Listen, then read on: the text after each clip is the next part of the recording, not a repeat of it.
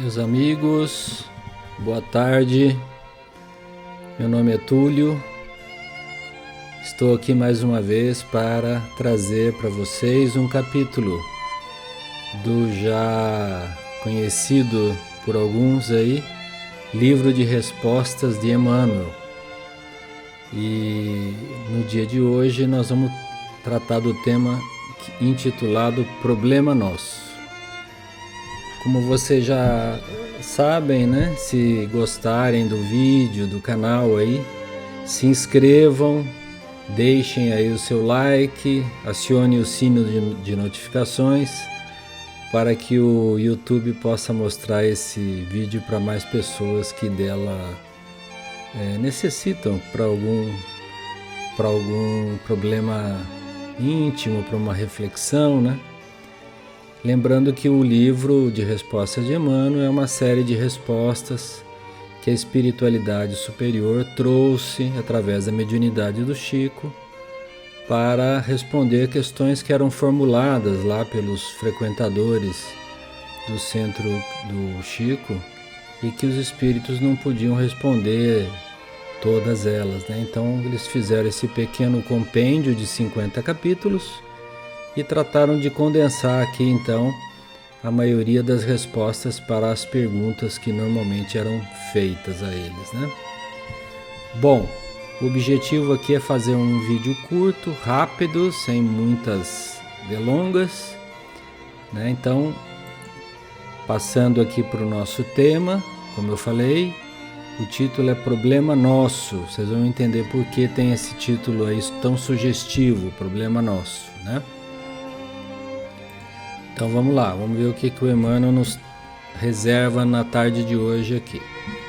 Então o que ele fala? Ele fala o seguinte: enquanto cultivarmos melindres e ressentimentos, tá certo? Enquanto nós ainda tivermos melindrados por qualquer coisa, ficarmos ressentidos por qualquer coisa que nos digam, que aconteçam, né? Então isso traz alguns problemas, né? Então ele fala assim: enquanto cultivarmos melindres, né, e ressentimentos, enquanto não pudermos aceitar os próprios adversários na condição de filhos de Deus e irmãos nossos, e olha como ele complementa, tão dignos do amparo quanto nós mesmos, enquanto sonegarmos o serviço fraterno aos que ainda não nos estimem, e enquanto nos irritarmos inutilmente, a felicidade para nós é impossível. Primeira coisa que eu comento com vocês, assim, eu acho assim que o Emmanuel poucas vezes usa verbos ou advérbios tão taxativos quanto esse que ele usou na última frase aí, né? A felicidade para nós é impossível. Ele não falou que é muito difícil. Ele não falou que está longe de se alcançar. Falou que é impossível, tá certo?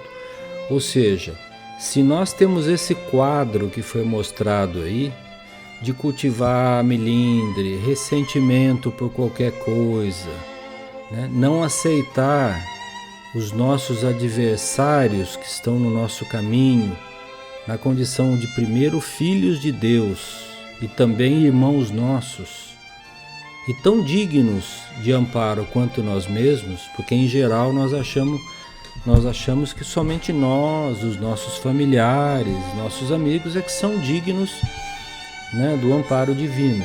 Não é assim. Deus ama a todos os seus filhos e todos somos irmãos perante Deus. Então não existe isso de que esse tem um privilégio por isso ou por aquilo. Todos nós somos dignos de recebermos o amparo divino, estejamos fazendo o bem ou fazendo o mal.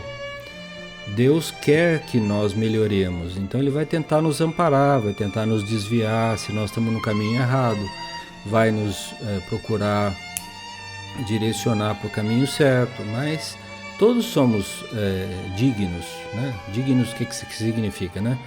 Somos passíveis de receber o amparo divino, igualmente, né? enquanto sonegarmos serviço fraterno aos que ainda não nos estimem. Mas como assim sonegar serviço fraterno aos que ainda não nos estimam? Então, talvez os que não nos estimem, a gente talvez não possa nem conversar com eles, ou não tenha acesso, porque há uma barreira, enfim, entre nós e eles, mas sempre a gente pode utilizar o serviço da prece, né? Fazer uma prece silenciosa, íntima, lá no nosso quarto, a quatro paredes, pedir a Deus que ajude esse nosso adversário, né? Que não nos estima por alguma razão, que talvez a gente tenha feito algo para ele que não saibamos ou que não devíamos ter feito, né? Então a gente tem que, se não dá para fazer nada, dá para fazer uma prece, dá para ter um pensamento positivo, não desejar o mal, né? Procurarmos pensar o bem dessa pessoa, né? Querer o bem dessa pessoa. Tudo isso cria uma atmosfera vibracional em torno de nós e entre nós e aquela pessoa que é perceptível para outra pessoa. Os nossos pensamentos viajam a velocidade acima da velocidade da luz. Então nós estamos aqui hoje, pensamos mal de uma pessoa, aquela pessoa começa a sentir a vibração negativa nossa na mesma hora, instantaneamente, e vice-versa. Então, se nós queremos ter felicidade, que é o que fala aqui o Emmanuel, como que nós vamos ser felizes se a gente está trazendo infelicidade para alguém? Se a gente está trazendo sofrimento, preocupação, ódio, revolta? Não é possível. Nós não seremos felizes nunca mesmo, é impossível. Então, ele termina até falando, enquanto nos irritarmos inutilmente, quer dizer, aquela irritação inútil, né? Vazia, desnecessária, né? Que a gente só desequilibra o nosso corpo perispiritual, desequilibra a nossa mente, emite raios negativos para toda a direção, nós vamos criar em torno de nós uma atmosfera absolutamente negativa, que vai permear o ambiente onde nós estamos e vai direcionar para aquelas pessoas com as quais nós estamos vibrando negativamente, e isso vai retornar para nós em forma de vibrações tão ou mais negativas. Podem abrir caminhos para obsessões perigosas, que depois começam pequenas, mas terminam em tragédia. Pode abrir caminhos para depressão, pode abrir caminhos para uma solidão desnecessária, né? Então a felicidade é aquilo que nós fizermos o outro ser feliz. Essa é a nossa felicidade, né? A felicidade que nós dermos aos outros é a felicidade que nós receberemos. Isso vale tanto para os encarnados quanto para os desencarnados também. Às vezes a gente está longe de uma pessoa, até que já desencarnou, e começa a falar mal daquela pessoa. Aquela pessoa se apresenta para nós em espírito ao nosso lado, nos cobrando, dizendo, por que você está falando isso mal de mim? Você não me conhece, não sabe a minha vida, não sabe os sofrimentos que eu tive. Então tenhamos cuidado com o nosso pensamento, porque ele é força viva, diz o André Luiz. Tem força de energia, transmissível no espaço e receptível e retransmitida de volta para nós. São preceitos quase que científicos que hoje nós entendemos como religiosos, mas que mais à frente a ciência vai desvendar como sendo coisas naturais da nossa vida, tá certo? Então, o ensinamento de Jesus é muito simples: amar aos nossos semelhantes como nós gostaríamos de sermos amados, fazer a eles o que nós gostaríamos que fizessem a nós, tá certo? E o principal mandamento, amar a Deus acima de tudo.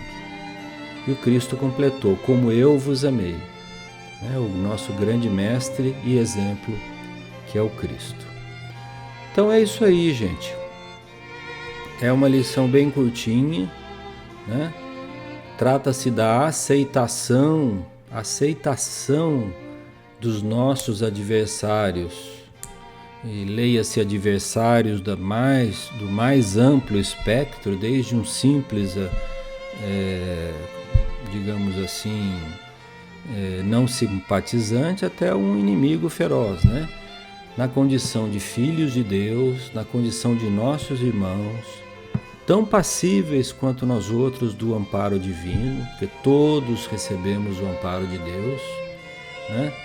Enquanto ainda sonegarmos o serviço fraterno àqueles que ainda não gostem de nós por alguma razão, ou enquanto nós ainda continuarmos nos irritando à toa por qualquer coisa, será muito difícil nós sermos felizes. Muito difícil não, impossível, como diz o Emmanuel, tá certo? Taxativamente.